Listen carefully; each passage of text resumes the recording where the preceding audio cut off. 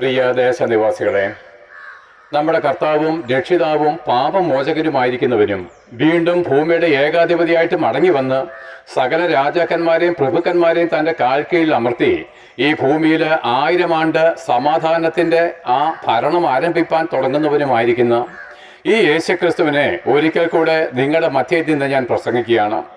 നോക്കുവിന് നമ്മളെല്ലാവരും അറിയുന്നു യേശുക്രിസ്തു മടങ്ങി വരും. ആ യേശുക്രിസ്തു മടങ്ങി വരുമെന്നുള്ള വചനത്തിന് യാതൊരു മാറ്റവുമില്ല. അങ്ങനെയാണെങ്കിൽ ആ ക്രിസ്തു മടങ്ങി വരുമ്പോൾ അവനോടുകൂടെ നാമും ആ തേജസ്സിൽ പ്രത്യക്ഷപ്പെടുവാൻ തക്കവണ്ണം ആ പരിശുദ്ധനായിരിക്കുന്നവരെ കൂടെ വാഴുവാൻ നമുക്കൊരു പാപമോചനം ലഭിച്ചുവോ എന്ന് നമ്മളെ തന്നെ ശോധന ചെയ്യണം എന്നൊരു ആഗ്രഹത്തോടു കൂടി അത്രേ ദൈവം ഇന്ന് ഈ പ്രഭാതത്തിൽ എന്നെ ഈ മലമുകളിലേക്ക് അയച്ചിരിക്കുന്നത്. ആകയാൽ പ്രിയപ്പെട്ടവരെ, എല്ലാവരും ശ്രദ്ധ വെച്ച് കേട്ടുകൊള്ളുവിന്.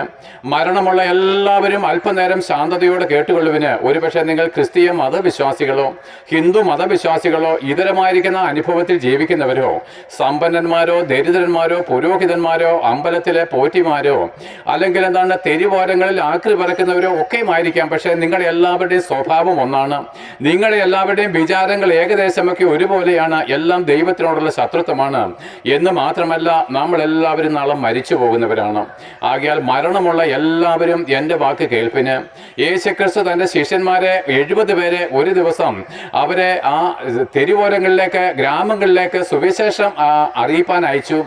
അവരോട് പറഞ്ഞു, നിങ്ങളുടെ വാക്ക് കേൾക്കുന്നവൻ എൻ്റെ വാക്ക് കേൾക്കുന്നു, നിങ്ങളുടെ വാക്ക് നിഷേധിക്കുന്നവൻ എൻ്റെ വാക്കിനെ നിഷേധിക്കുന്നു, എൻ്റെ വാക്കിനെ നിഷേധിക്കുന്നവൻ എന്നെ അയച്ച പിതാവിൻ്റെ വാക്ക് നിഷേധിക്കുന്നു.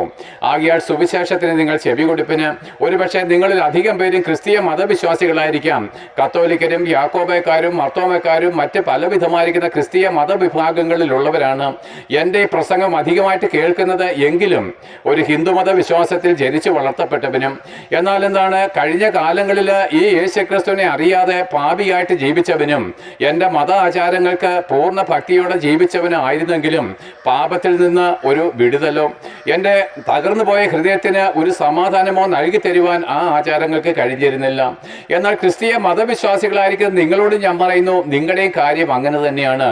ഒരിക്കലും ദൈവമാരെന്ന് തിരിച്ചറിയുവാനോ ഇന്ന് മരിച്ചതിന് ശേഷം എങ്ങോട്ടാണ് പോകുന്നതെന്നുള്ള വെളിപ്പാടില്ലാതെ നിങ്ങൾ ഓരോരുത്തരും പാപികളായിട്ട് ഈ ഭൂമിയിൽ മരിച്ചു കഴിഞ്ഞാൽ, പ്രിയപ്പെട്ടവരെ, വരുവാനിരിക്കുന്ന ഭയങ്കരമായിരിക്കുന്ന ഒരു ന്യായവിധിയുണ്ട്.